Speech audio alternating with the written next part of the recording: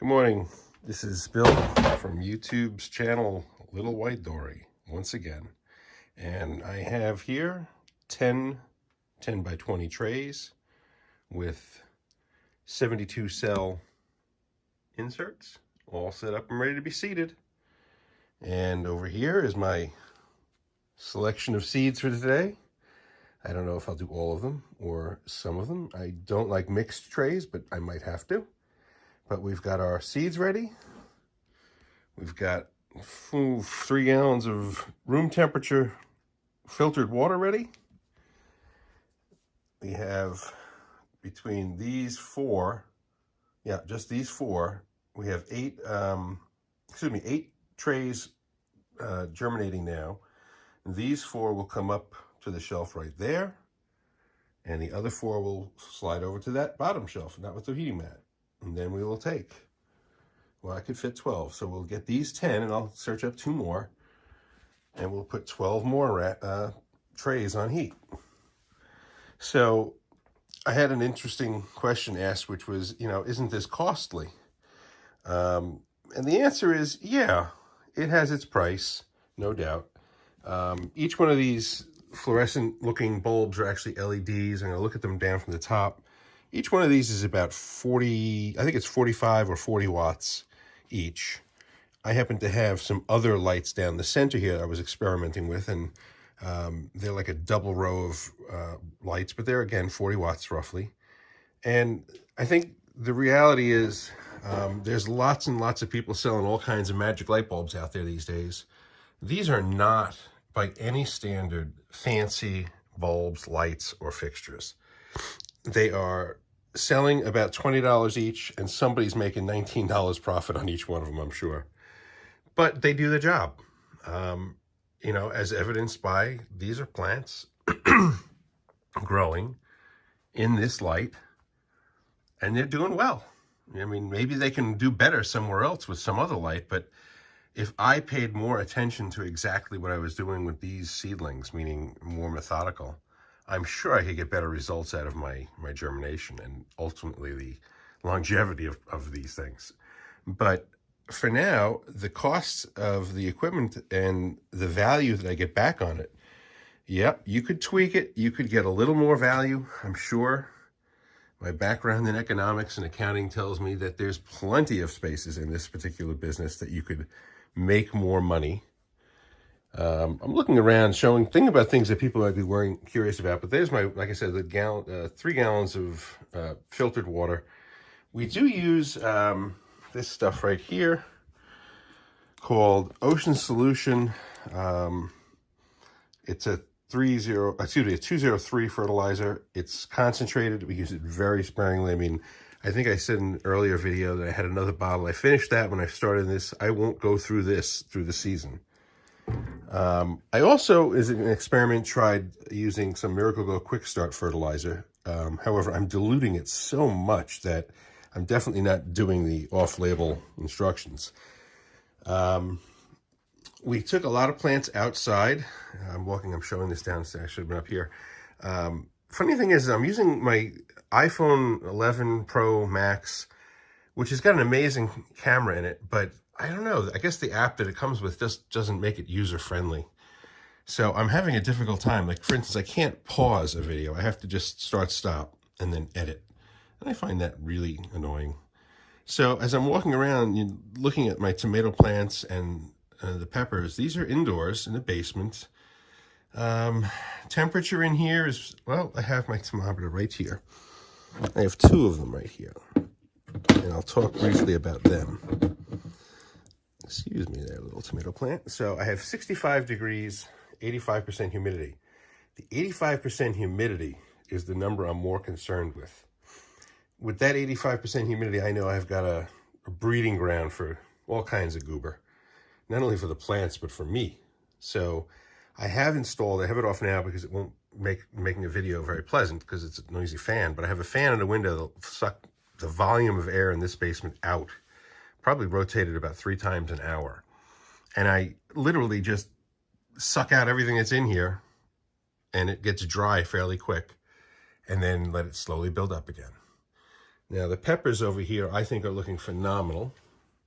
I took 1 tray of peppers and 3 trays of tomato plants that were larger than these. Now I'm going to try to come down low to give you a sense of the size of them. That's a standard tray there, so figure it's going on, if the tray is 2 inches, we're talking 2, 4, 6, 8, 10, up to a 12-inch plant right now, this one. But as I look at this, you know, the leaves are hanging a little bit. They're not the happiest.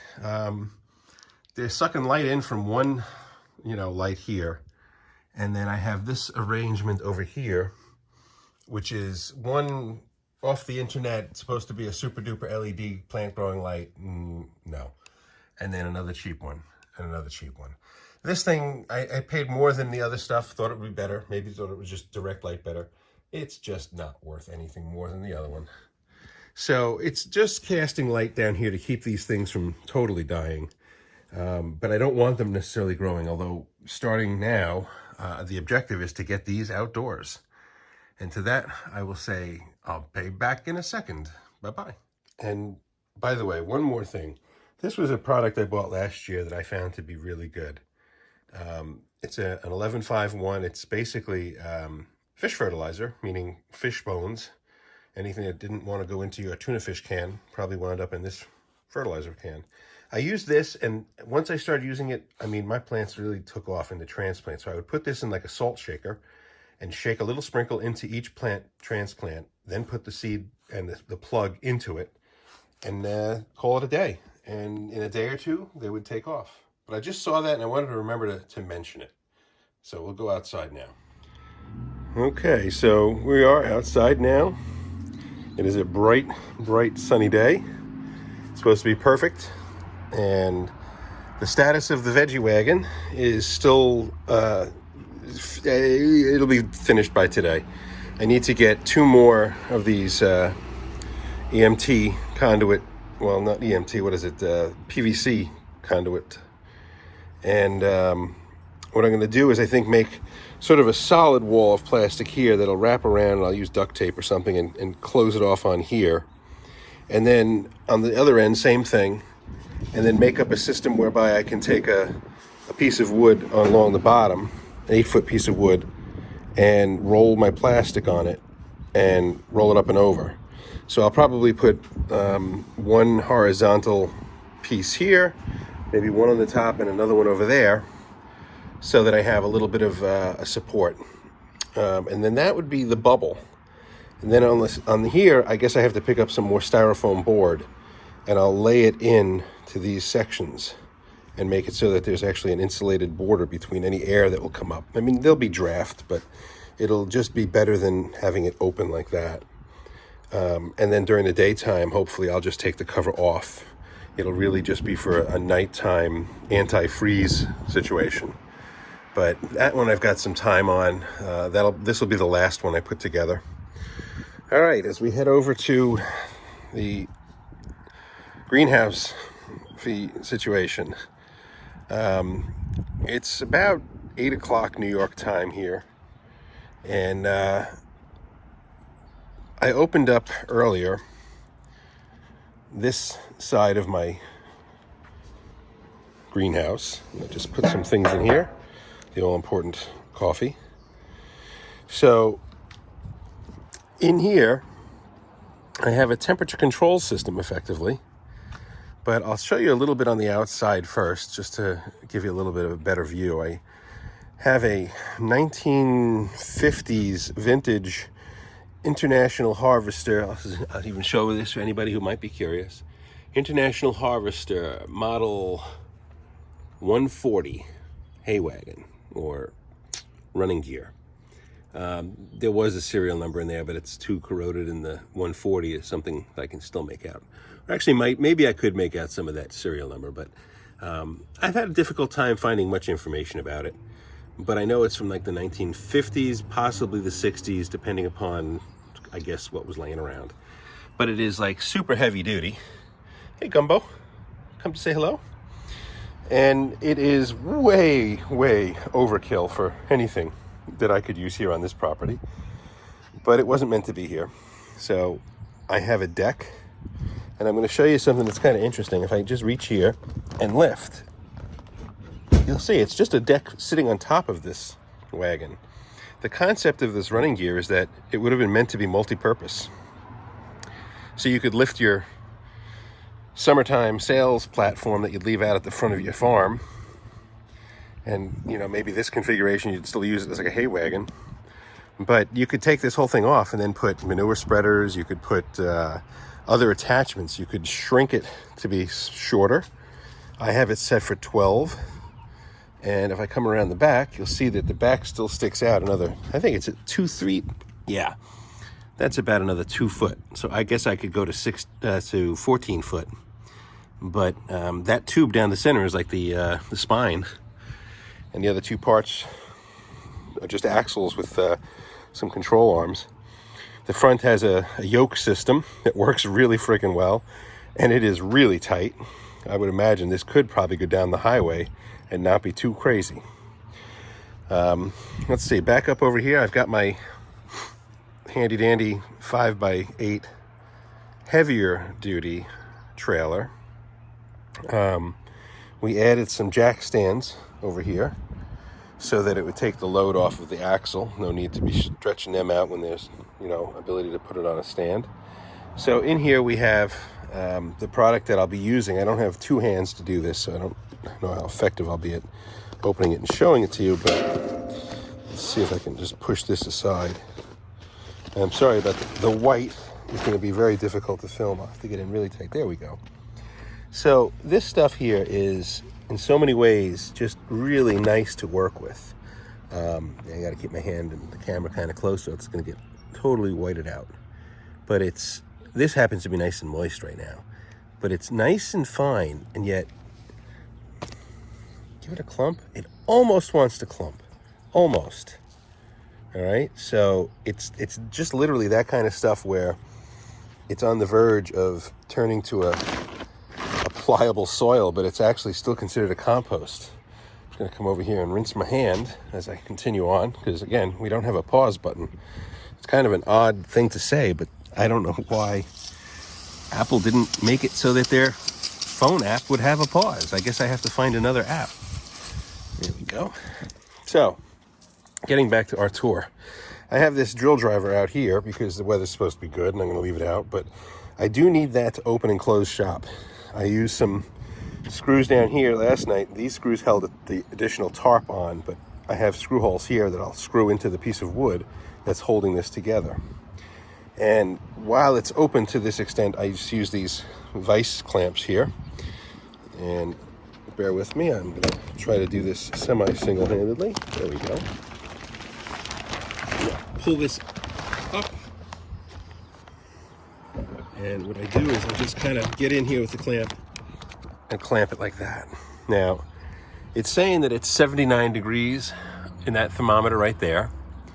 And if it is, and this is shutting off at that temperature, it's because I have my setting on the temperature controller. Let's see, I think if I zoom in, I have issues where I can't zoom back out. But the temperature controller, oops, let's see, it's facing the wrong way. This is actually a heating and cooling controller. Let's see, is that a better angle? Yeah. So this one happens to be made by a company called Inkbird, and that doesn't really mean anything to anybody other than, I'm going to try to, no, I guess it doesn't want to, it's just too bright in the background. I'm shooting right into the light right now. But it's an Inkbird heating temperature controller. It's got a little cable that comes out, and you can plug 2 devices in, one a fan in my case, and one a heater. Let's back out. The stars of the show are sitting right here, and I was ignoring them. But that's the heating system, and I also have a fan clamped to that little shelf there, that if it does get too hot, the first thing it's going to do is try to move air around and see if it can just get the air evened out, because it's definitely not completely even here. I can tell you that I was in here earlier, and I can report that although these things are wilted a little bit, they're actually perking up. So last night was supposed to only go to 34. It went, according to the records I have, to 23. That's a problem. I wasn't expecting it to go that cold. So these plants were in the basement till yesterday. They got no hardening off process. They got, trial by fire, is that what they call it? And they came out yesterday. They got in here. The temperatures were hovering around 80. I came out and I was like, well, they're definitely flopped over. I attribute that to a little bit of maybe didn't have enough water. Certainly the temperature change. Let me get my hand in here. Oh yeah, that's light. So what I put in there yesterday is evaporated into this space. So they're probably all a little short on water. I'll get them water with a little fertilizer in it. And then the peppers over there, they look better. They probably need a little water, but they look like maybe they were just affected by the temperature change, not so much the fact, whoops, I'll tell you, I'm sorry about the zooming, but the controls are not the best when you have big fingers and if they're gloved. So these did okay. It looks like these are gonna come through the night and I'll be all right. I think I'm done with the cold, it's gonna go that low. We're supposed to be beautiful today and tomorrow. And then I guess it's Wednesday, Thursday, we're gonna get some rain. So I'm not looking for that, but it'll be a test of my system because this did okay at night. I just, for the electricity purposes, wish I didn't have to have it on all day. So I'm gonna lower this back down just so I don't have myself fighting the temperature. And I'll put you all here for a second.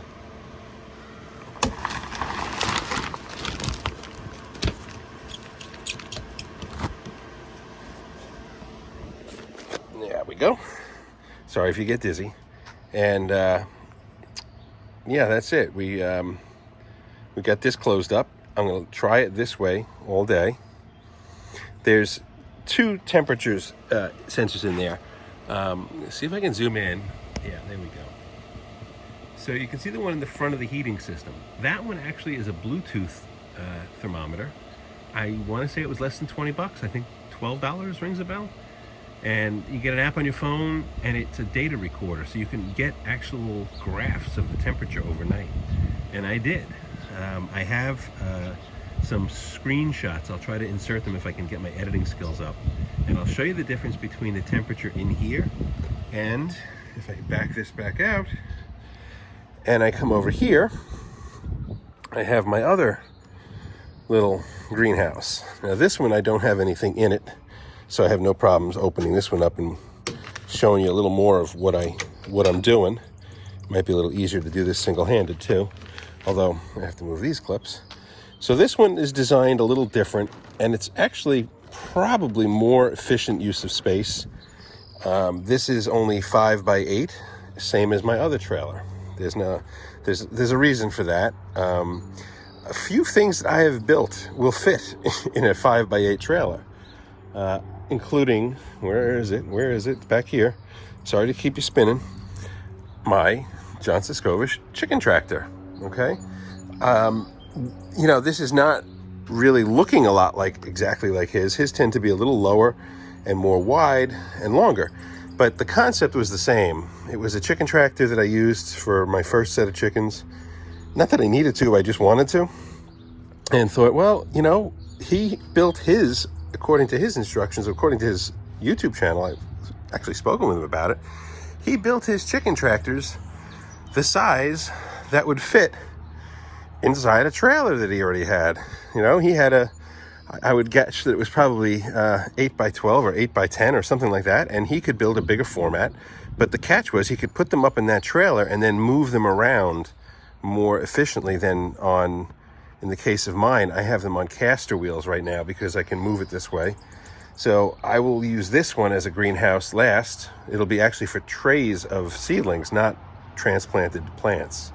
Hopefully the transplanted plants will only be in these 2 greenhouses and eventually the sales wagon, which is in the back. Sorry, I'm nodding with my hand, but I should have pointed. So this particular chicken tractor, again, fits the footprint of this, so I can move it. When that chicken tractor is on here, it actually makes a great little storage shed on wheels, and that's what I used it for over the winter. But I could put the chicken, that back on here and make it an impromptu chicken coop if I need to. I've thought about redoing my chicken coop. I like it. The design is good. It works well. But it's where it is that I wish I could have that space. I would love to have this area out here because it's beautifully sunny. And this, if I could put it back there, would be awesome. Not happening anytime soon, but you know, I keep the idea that I can always use that as a chicken coop. So, garlic. Garlic is doing good. The chickens are doing good. We clipped Hootie's feathers yesterday because she's been flying the coop. Somebody's letting us know they have a situation. Let's see, what else? This one, I was going to show you this one. Oh, good thing I came around here. You can see the back. And I just clamp this. There's a horizontal bar here somewhere. And I just clamp that on there. Take that off. And same thing. Just kind of clamp it so that it stays. This, I have yet to figure out what I'm going to do with, because it kind of gets in the way. I didn't use it last year. I had 2 small pieces of wood. But then that leaves me the ability to just, I can, in a pinch, just do this. And roll it as far up as I need to. Grab my clamp. And give it a quick adjustment. Now, let's see. 104 degrees in here. Same thing. Oh, yeah, 104.0. And you see it's got a nice response rate, or sampling rate, I'll call it. But it'll save that data.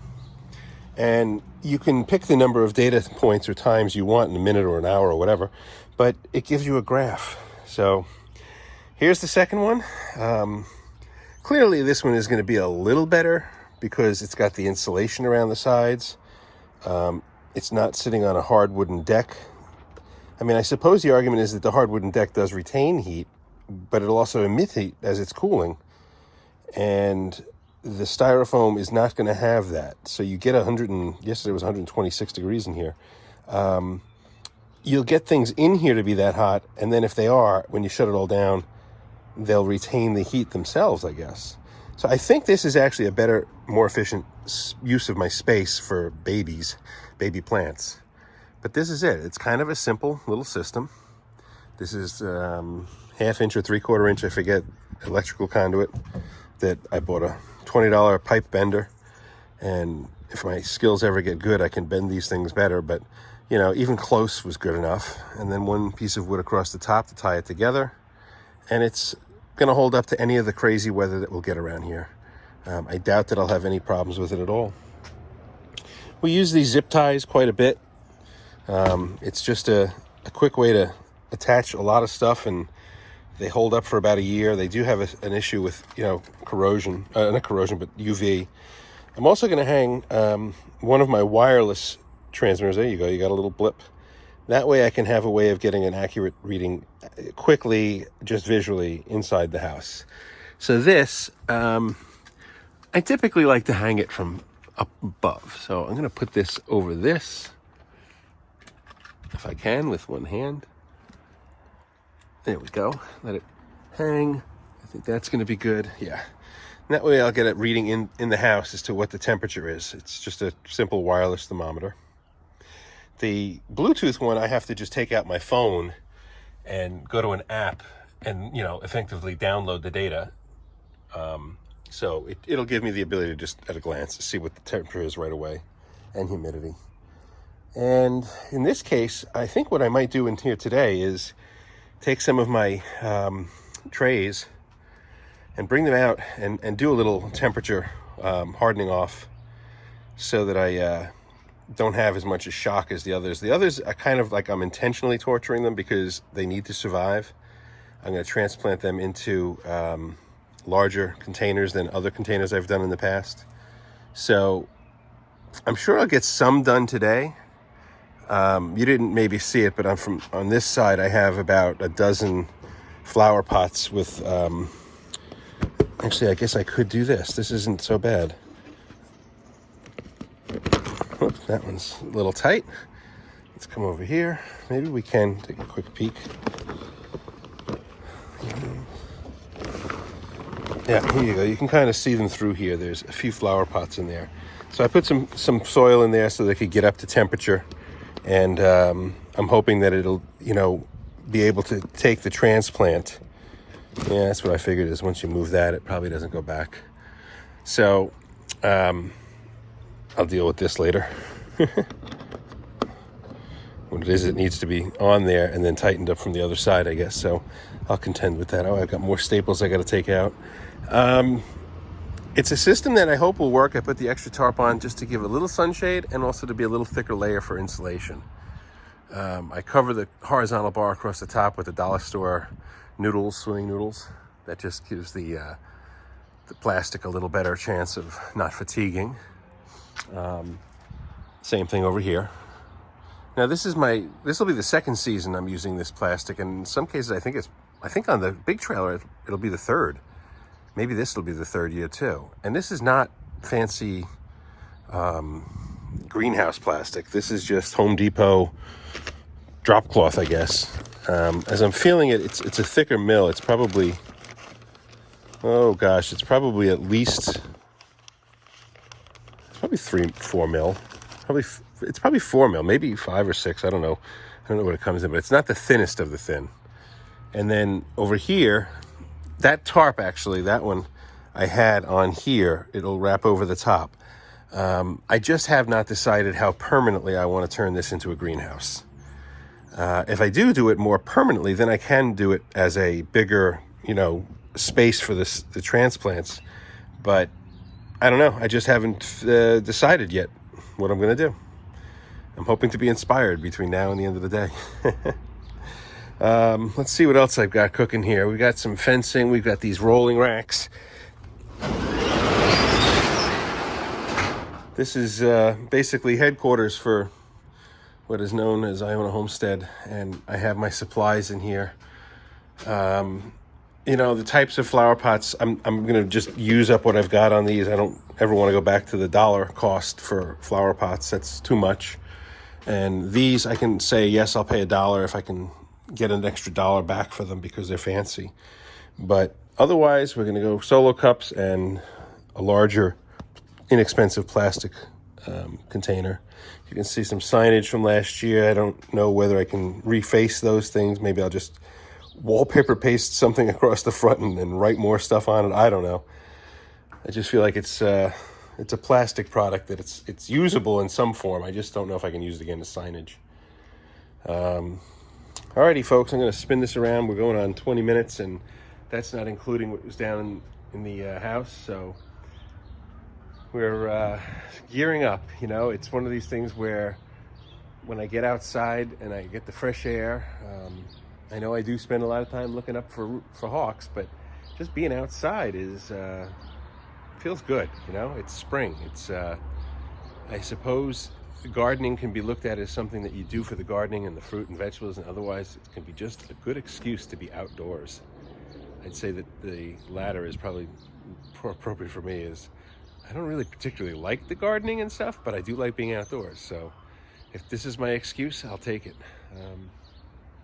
Alrighty, folks, it's been a long one. If there's any specific questions, please drop me a comment. Like, subscribe, tell somebody else about my craziness. I hope to be showing my progress on selling these seedlings from my front lawn. I hope to, as I say, fly below the radar. Technically, it's a residential house. I can do garage sales if I get permits, but the ability to have a small business like this out in the front of the house is questionable. If it was something that was intrusive on the neighborhood, I could see it being a problem, but we'll just switch arms because this does get heavy. But in the sense that I'm doing things organically, it's just what's coming from my property. I pay attention to as much detail as I possibly can to make anybody in the neighborhood that comes by feel like, hey, they just met somebody that raised a plant that they really care about. And I tell them I'm not doing it for the profit. I'm doing it for the fun and maybe to be out in the sunshine. I do make a profit, and I do spend that money. So far, I guess I could say I really plowed it back into all the other stuff I've bought to do this. And at this point, maybe it's everybody's thinking that, at this point it'll all just go to the big fund, if there is such a thing. But more than likely it'll go to growing it again or doing something else that'll sort of spur out of this. Maybe it'll be microgreens. I don't know. I have all the supplies. It's over a year since I ordered the seeds, so who knows how good the seeds will be. I'll try them at some point, but we'll see. I don't know. Alrighty, folks, so any questions, leave them in the comments. Hope you had a good day, and we'll see you again soon. Bye-bye.